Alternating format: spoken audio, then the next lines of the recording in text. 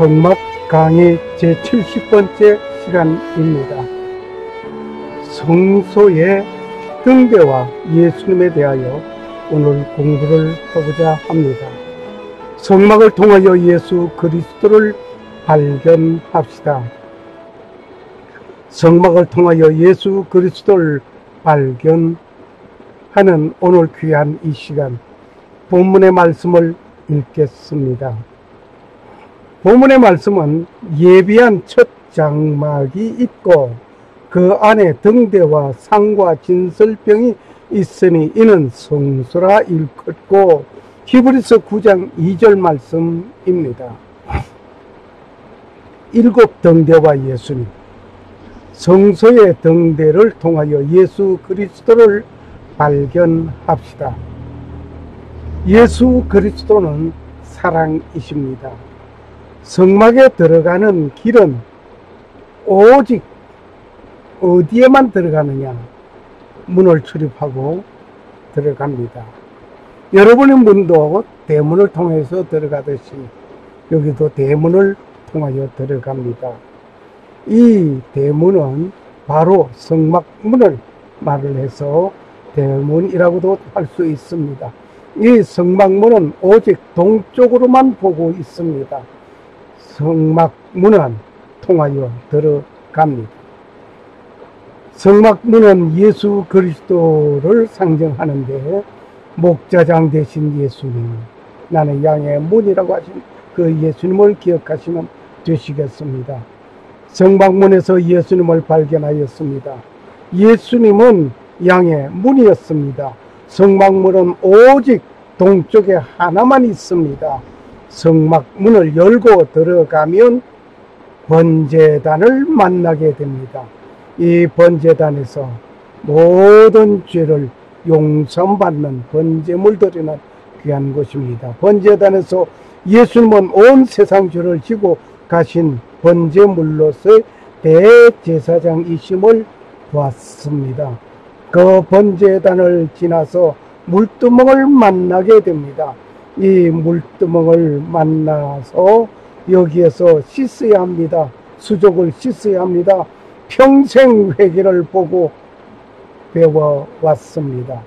우리는 성막문을 열고 들어서면 번제단에 이르고, 번제단에서 모든 제사를 마치고 성소를 향하여 들어가기 전에 번제단 다음 제사 드릴 때에 더러워져 있는 그 수족을 씻어야 합니다. 오늘 성소에 들어가 서며 7 등대와 떡상과 향단을 보게 됩니다. 떡상을 봅니다. 떡상을 보고 떡상 맞은편에 등대가 있습니다. 7 등대가 있고, 그 등대 저쪽에는 지성소를 향하여 들어가기 전에 향단이 있습니다. 그 중에 7 등대를 공부하면서 예수님을 조명해 보려고 합니다. 성소에는 창문이 없습니다. 그리고 성소에 들어오려면 성소 휘장을 열고 들어오게 됩니다. 오늘 이곳에 오신 여러분에게 이 빛을 선물로 드리겠습니다. 어둠을 밝히는 빛이 되시기를 원합니다. 성막을 통하여 예수 그리스도를 발견합시다. 성소에는 향단, 떡상, 등대가 있습니다. 오늘은 등대에 관하여 말씀드리고자 합니다. 예수님과 등대, 즉 등대를 보면서 예수님과의 관계를 살펴보아야 하겠습니다. 등대는 램프스탠드라고도 하는데, 이 등대, 우리가 촛불을 켠다고 해서 촛대, 그런데 이 등대 하나님께서 만들라고 한 따라서 모세가 만들었습니다. 이것은 순금으로 만들어졌습니다. 순금으로 만들어진 것은 높이가 1.5m입니다.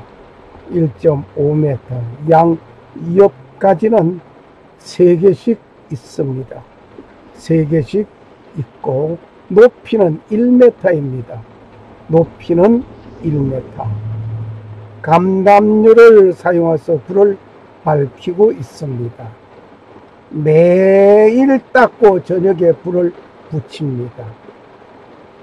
매일 닦고 저녁에 불을 붙이고 아침에 소독하게 됩니다.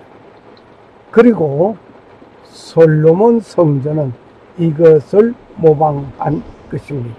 솔로몬 성전에 들어가는 것은 이것을 모방해서 만들었고, 또 나중에 나오게 되는 얘기입니다만 제3성전의 등대도 역시 이것을 모방하여 만든 것이었습니다.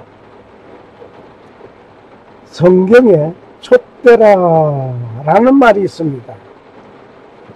성소에 등대가 있고 떡상이 있고 향단이 있는데 오늘 등대에 관해서 집중적으로 공부합니다. 이 촛대라는 말이 성경에 있습니다. 촛대 사이에 인자 같은 이가 발에 끌리는 옷을 입고 가슴에 금띠를 띠고 요한계시록 1장 13절의 말씀입니다. 촛대 사이에 인자 같은 이가 촛대라고 되어 있는 말씀에 귀 기울여 봐주시기 바랍니다. 네가 본 것은 내 오른손에 7 별의 비밀과 또 7 금 촛대라. 7 별은 7 교회요, 사자요, 7 촛대는 7 교회니라. 촛대는 교회를 말하고 있음을 요한계시록 1장 20절에 밝히고 있습니다. 그리고 7 금촛대 사이를 다니시는 이가 있습니다. 요한계시록 2장 1절 말씀. 그들은 이 땅의 주 앞에 서 있는 2 감람나무와 2 촛대니 요한계시록 11장 4절 말씀. 여기에 촛대 사이로 다니시는 이는 누군가? 그는 오직 예수 그리스도입니다. 교회와 교회 사이를 다니시는 분은 예수 그리스도라 말입니다. 촛대가 교회라고 한다면 교회 사이로 다니는 분은 오직 예수 그리스도이십니다. 그분은 교회를 돌보시고 관찰하십니다. 빛 대신 예수 그리스도를 상징하고 있습니다. 성소에 있는 등대의 불은 해가 지는 저녁에 켜서 밝히고 있습니다. 그리고 동이 트는 다음날 아침까지 불을 밝힙니다. 어두움을 밝혀주는 것입니다. 이 시간은 대략 히브리 사회에서 하루가 시작되는 오후 6시경부터 동이 트는 다음날 아침 6시까지라고 볼 수 있습니다. 제사장은 저녁이 되어 해가 질 때가 되면 성소의 등대에 불을 밝혀 놓았습니다. 그리고 다음날 아침이 되면 등대에 불을 끄고 등대와 그 심지를 정리하였습니다. 그리고 분향단에서 향을 피우게 됩니다.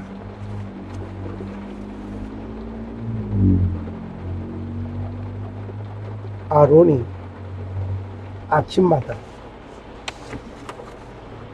그 위에 향기로운 향을 사르되 등불을 정리할 때에 살을 지니 또 저녁에 등불을 켤 때에 살을 지니 이 향은 너희가 대대로 여호와 앞에 끊지 못할지며.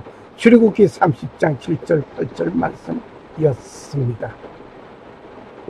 아론은 회막 안 정극 궤 장 밖에서 저녁부터 아침까지 여호와 앞에 항상 등잔불을 정리할지니 너희 대대로 지킬 영원한 규례라.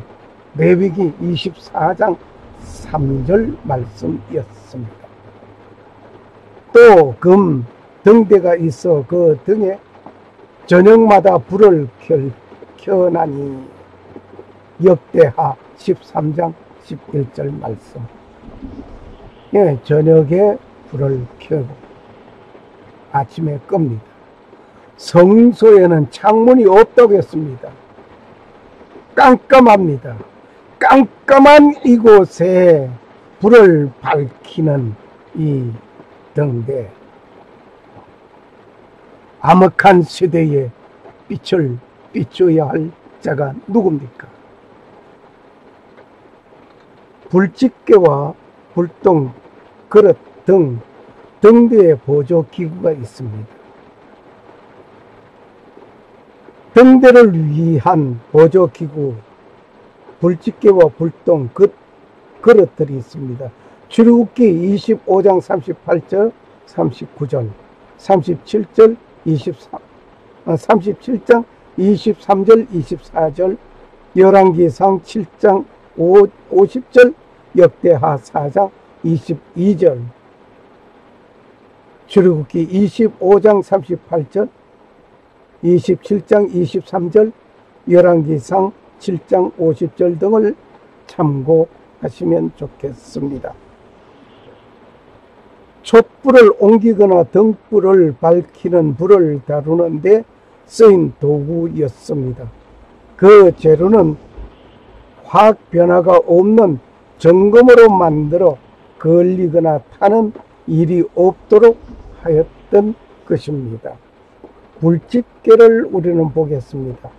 불집게는 히브리어의 멜카흐라는 말입니다. 이 말은 취하다, 가지고 오다 라는 뜻의 라카오에서 유래된 말입니다. 불집게는 등잔에 타버린 심지를 자르거나 등대에 불을 붙이는 도구로 사용되었습니다. 제사장은 등대에 불이 타오르는 동안에 등불이 꺼지는 일이 없도록 혹은 조금이라도 더 밝게 비치도록 하기 위하여 세심한 주의를 기울여야 했습니다. 감람류가 달아서 심지가 타 들어가지 않도록 계속 감람류를 공급하고 심지의 모양을 바로잡아 주면서 불집게를 손에 쥐고 심지를 손질하거나 낡은 불똥을 거두어내는 일을 쉬지 않았을 것이 분명합니다.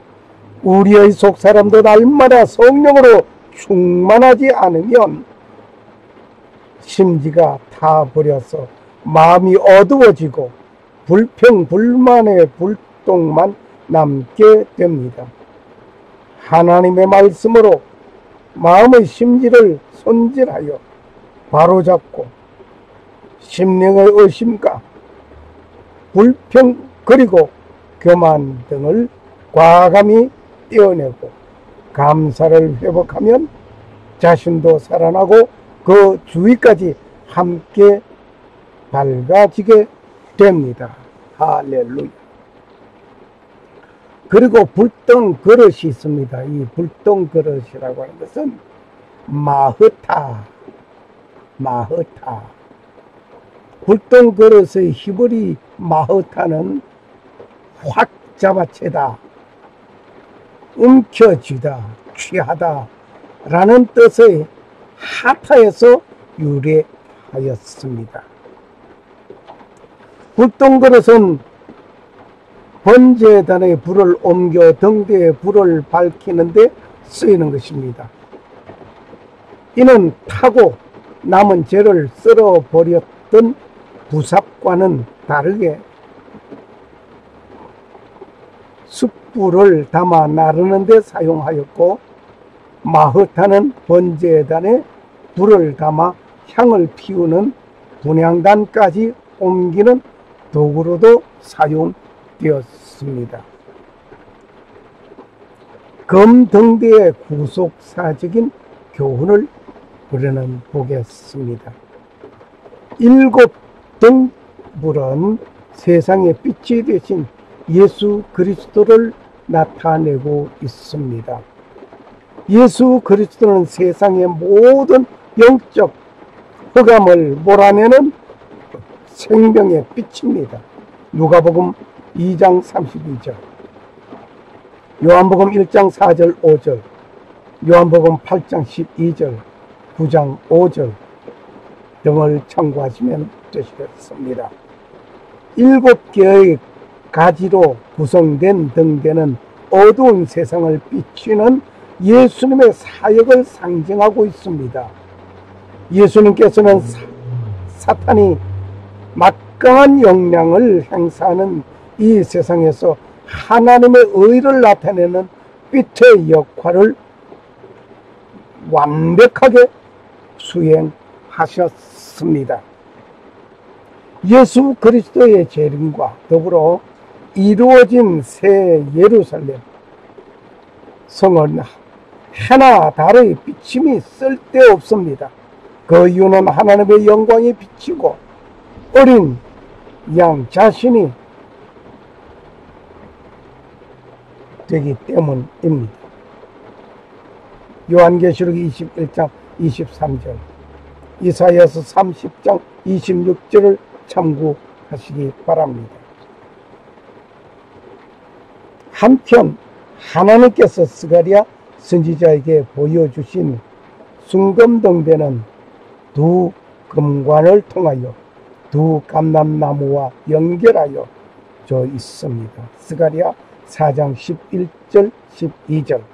순금등대는 두 금관을 통하여 감람류를 공급받아 불을 밝혔습니다. 성령의 역사가 아니고서는 교회와 성도가 이 어두운 세상에서 빛의 사명을 감당할 수 없음을 보여줍니다. 빛의 사명을 감당하기 위하여 등뒤에 기름이 가득해야 하듯이 교회와 성도는 성령 충만한 삶을 살아야 합니다. 사도행전 10장 38절, 에베소 5장 18절, 요한일서 2장 20절 등을 참고하시기 바랍니다. 등대의 7 등불은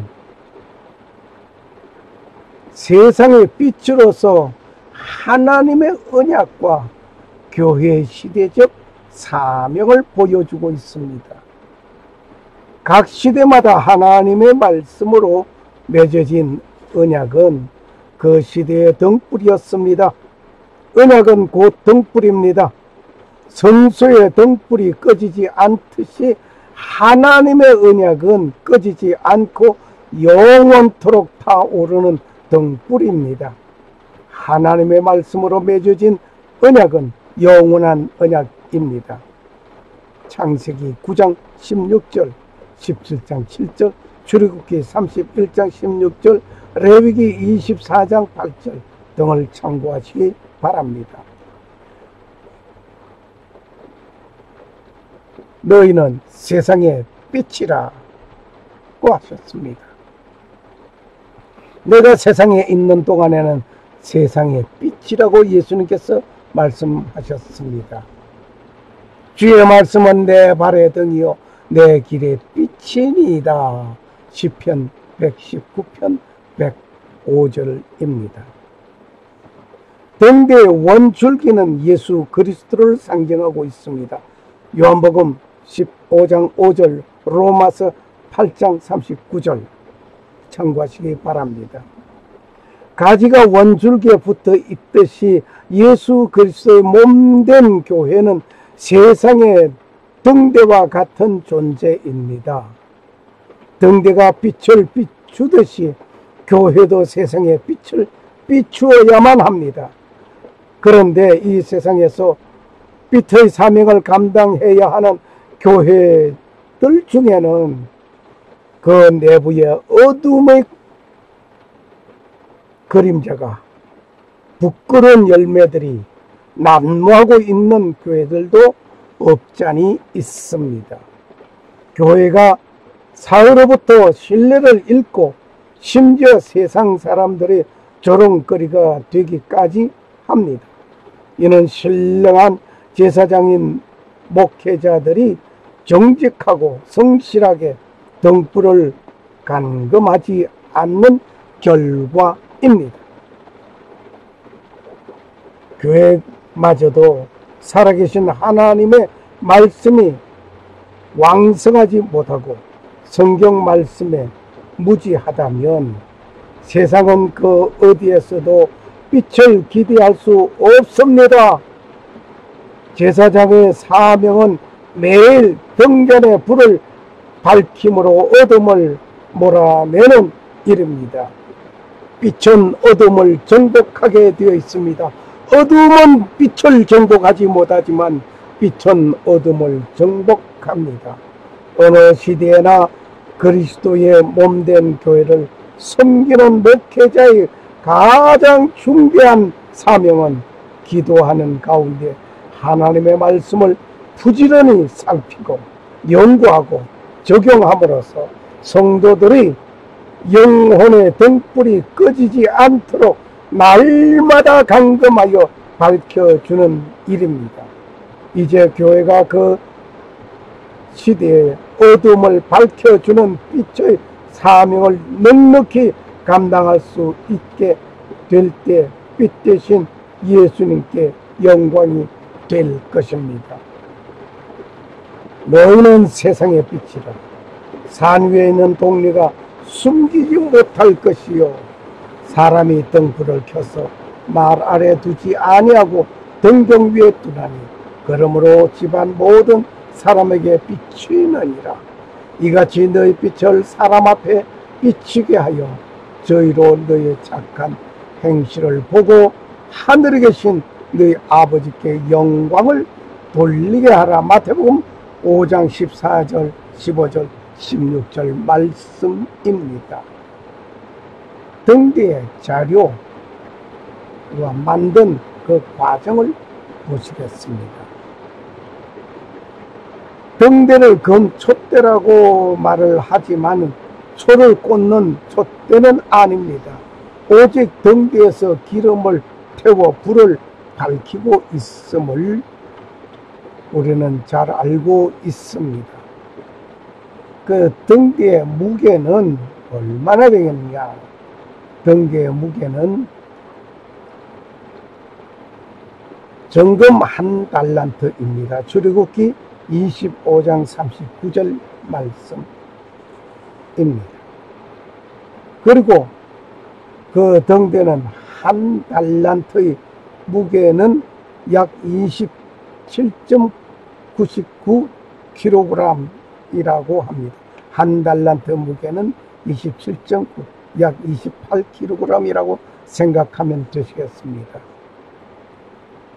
1파운드는 0.3732kg, 1파운드가 0.3732kg 이라고 하면 1달란트는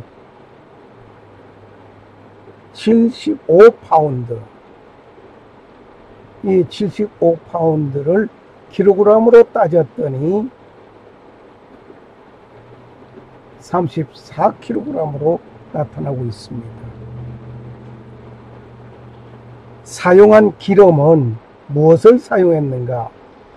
무엇을 사용했는가 했더니 감나무로 찧어낸 순결한 기름을 사용했습니다. 감남유로 불을 밝혔습니다. 등대와 이 모든 기구를 정금 1달란트로 만들되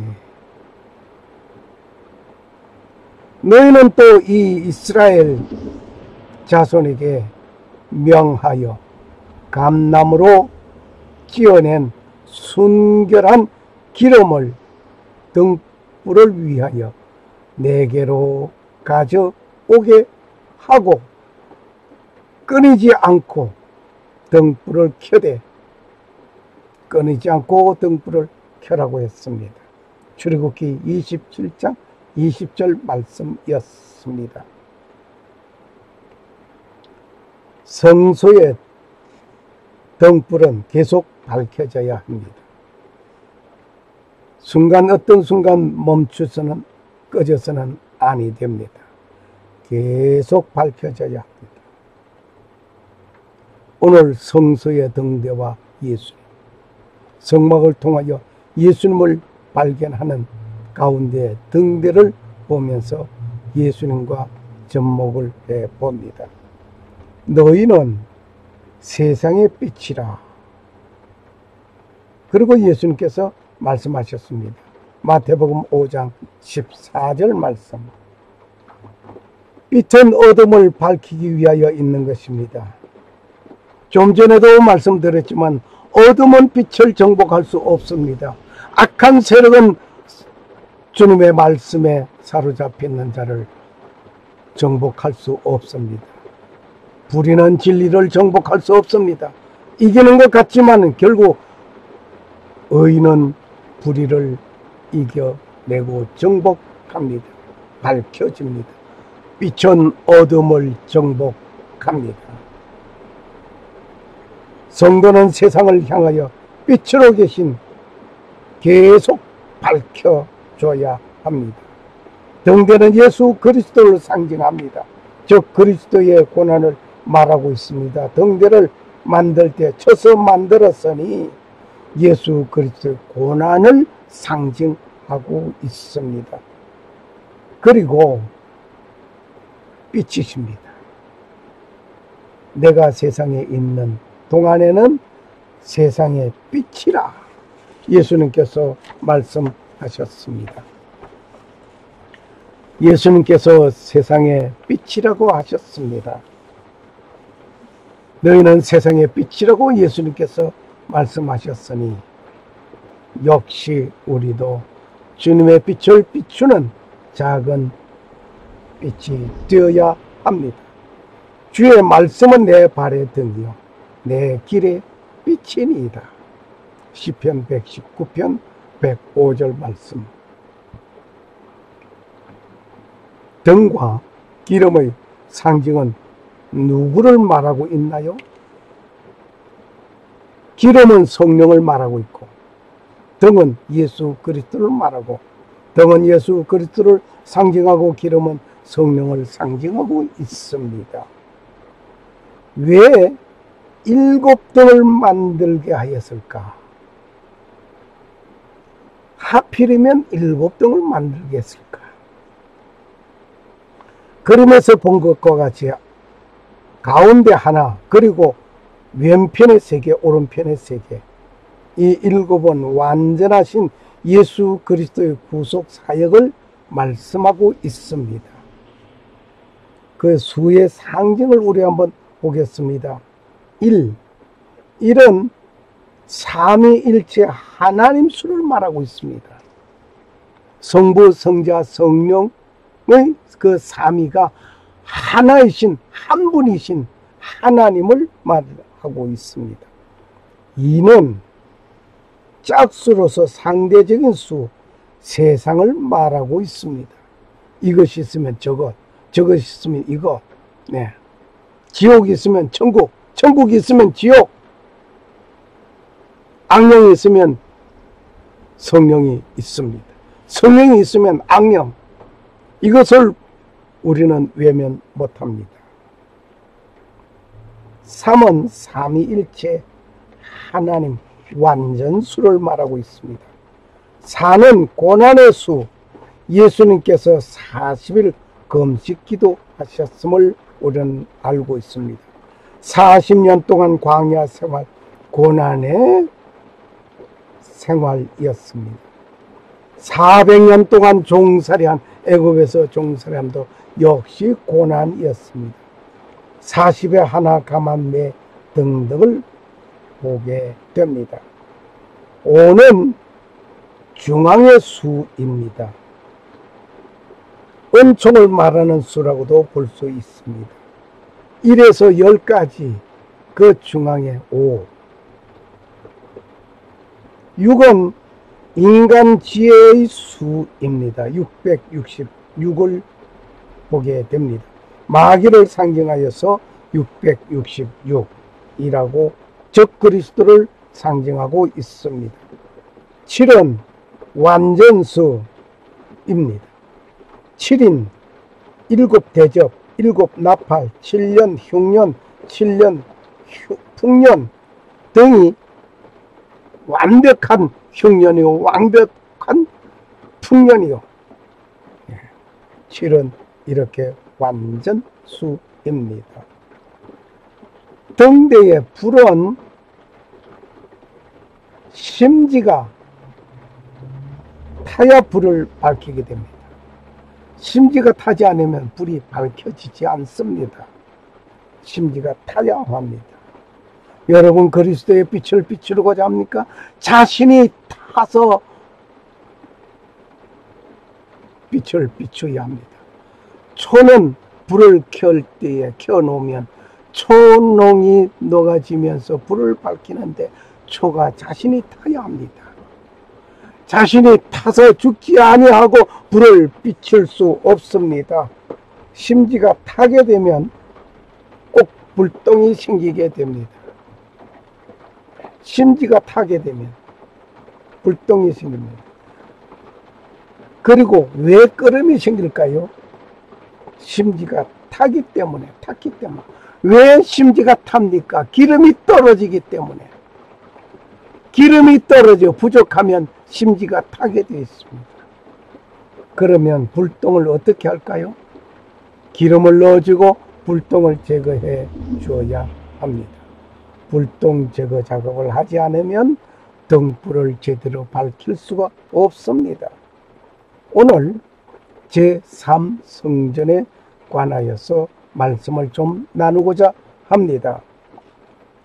이 제3성전 건축을 위하여 건축 설계도부터 시작하여 모든 준비가 다 완료되었습니다. 이미 성전터도 이미 있는 그 자리에 세울 것입니다. 그림을 본 것과 같이 우리는 잘 보시면 됩니다. 왼쪽에 보이는 것은 사각으로 되어 있는 것은 솔로몬 성전 있던 그 자리, 오른쪽에서는 이스라엘들이 세워져 있는 이스라엘 사원, 이 장소가 한 장소입니다. 성전터는 이미 있는 그대로 그 자리에서 건축할 것입니다. 단 현재 성전 건축하려는 자리에는 이스라엘 사원이 있습니다. 그 건물을 헐고 제3성전을 건축할 것입니다. 성막, 성전, 정말 엄청 놀랍고 놀라운 이야기들입니다. 이 이스라엘들은 기득권을 누리는 그들이 쉽게 용납하겠느냐 말입니다. 결사 반대하고 있습니다. 심지어 죽음을 각오하고 반대하는 그들 나타날 것입니다. 어떻게 보면 아마겟돈 전쟁이 이것으로부터 발발할 것이라고 생각할 정도입니다. 사실은 그 자리가 어떤 자리고 하니 아브라함이 모리아 산에서 아들 이삭을 번제로 바치라는 하나님의 말씀을 듣고 제단을 쌓았던 곳이 바로 이곳입니다. 그리고 이곳에 솔로몬이 성전을 세운 곳입니다. 그리고 제3성전이 건축되면 그곳에 두게 될 등대가 지금 전시되고 있습니다. 이 등대는 24K 금으로 만들어져 있고 무게는 42kg입니다. 이 촛대는 지금 전시된 가운데 있습니다. 그리고 그 만들어진 경위와 이름은 다음과 같이 설명하고 있습니다. 촛대 이름은 메노라라고 합니다. 여기에 이건 아주 유리방에 잘 보관되어서 전시되고 있습니다. 아마 이것은 특수 유리로서 아마 총도 뚫지 못하는 그런 유리일 것이라고 생각합니다. 성경의 7 촛대가 처음으로 소개된 곳은 출애굽기 25장에 있습니다. 하나님은 모세에게 성막을 세우라고 명령하셨습니다. 가지가 7개로 금촛대 만들어 성소 안에 두라고 말씀하셨습니다. 메노라라는 7가지가 있는 등대, 좀 전에 우리가 보았던 7등대, 7 가운데 예수님을 상징하는 기둥이 하나 있고 양쪽 가지에 3개씩 있는 것. 이 메노라는 7가지가 있는 등대인데 다윗의 별과 함께 유대교를 상징하고 있습니다. 히브리어에서 메노라라고 표기하고 있는데 이 글자 알파벳, 히브리 알파벳 글자 맴, 눈, 레쉬, 헤이, 이 4개 알파벳 글자를 조합된 것입니다. 이 말의 뜻은 가장 높은 진리를 드러내는 삶이라는 의미를 품고 있다고 합니다. 유대인들의 전승에 의하면 모세는 하나님께서 명령하신 대로 금촛대를 만들었지만 실패를 거듭하였습니다. 그러다가 모세가 70번째로 만든 것을 하나님께서 비로소 받아들이셨다고 하는 유대인의 전설이 있습니다. 모세가 금 1달란트로 만든 것은 사실은 촛대, 캔들스틱가 아니라 등대, 램프스템이었습니다. 올리브 기름을 부은 후 심지에 기름을 부어 빛을 내게 하여 성소 안을 밝히는 커다란 등잔이 있는 등대, 램프스템이었습니다. 우리는 간단한 관련된 영상을 보면서 잠시 생각해 보시겠습니다. 3성전에 세워질 그 성전 속에 두게 되는 이 등대 말입니다.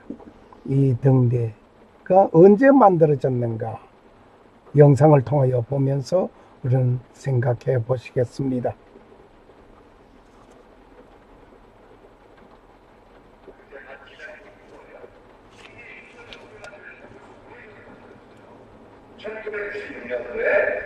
화인 루펠이라는 이 세계적인 장인인데 1996년에 만든 거예요.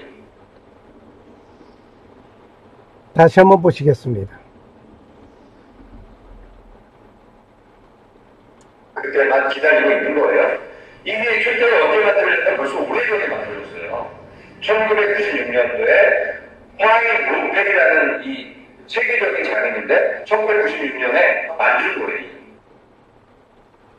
1996년에 화인 모펠이라는 사람이 이 촛대를 만들었던 것을 우리는 영상을 통해서 소개를 받았습니다.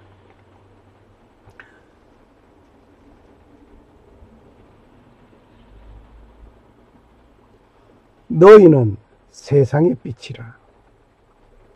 산 위에 있는 동네가 숨기지 못할 것이요. 마태복음 5장 14절. 산 봉우리에 있는 동네가 숨어 있을 수가 없습니다. 드러나 있습니다. 이와 같이 우리의 삶도 모든 사람 앞에 감춰져 있는 삶이 아니라 백일하에 드러나 있는 삶을 살아야 할 것입니다. 너희에게 아직 빛이 있을 동안에 빛을 믿어라. 그리하면 빛의 아들이 되리라. 예수님께서 말씀하셨습니다. 요한복음 12장 36절 말씀. 성소의 등대를 보면서 지혜로운 다섯 처녀가 신랑을 기다리는 믿음과 그 행동을 보면서 생각하게 됩니다. 이 말씀 마태복음 25장 1절에서 13절의 말씀을 생각하시기 바랍니다. 신랑을 기다리다가 신랑이 드디어 오는 일로 인하여서 졸며 자기도 하였습니다. 10처녀가 한 방에 있었습니다. 10처녀가 한 방에 있었고 10처녀가 다 같이 불을 켰습니다. 10처녀가 다 같이 한 신랑을 기다립니다. 목적이 다 똑같았습니다. 그런데 그 10처녀가 다 기다리다가 졸기도 하고 잠이 들어버렸습니다. 10처녀가 다 잠이 들었습니다. 그런데 밤중에 신랑이 온다는 소식에 10처녀 다 같이 또 일어났습니다. 그럼 여기서 문제가 생겼습니다. 다섯은 이미 불이 꺼져 있지 않고 충분한 기름과 함께 불을 밝히고 있었습니다. 다섯 처녀는 꺼져가는 등불, 기름을 나누어 달라고 하지만 매몰차게 거절당하는 그 장면, 그래야 기름을 구하려 그때 나가는 그런 상황이었습니다. 다섯 처녀는 기름이 부족하지 않았습니다. 충분한 기름을 준비했습니다. 기름을 준비하러 나가 부산을 떠는 그 피우는 그 순간 어떤 일이 일어났습니까? 다섯 처녀는 주님을, 신랑을 맞이하는 놀라운 기적이 일어났습니다. 죄악의 깊은 밤중에 주님께서 강림하신다는 소식을 듣게 될 때에 여러분 어떻게 하시겠습니까? 성령의 충만함을 입지 못하면 이러한 현상이 빚어질 것입니다. 성령 충만하여서 예수 그리스도와 함께 신랑을 맞이하는 준비가 된 자에게는 신랑을 맞이하게 됩니다.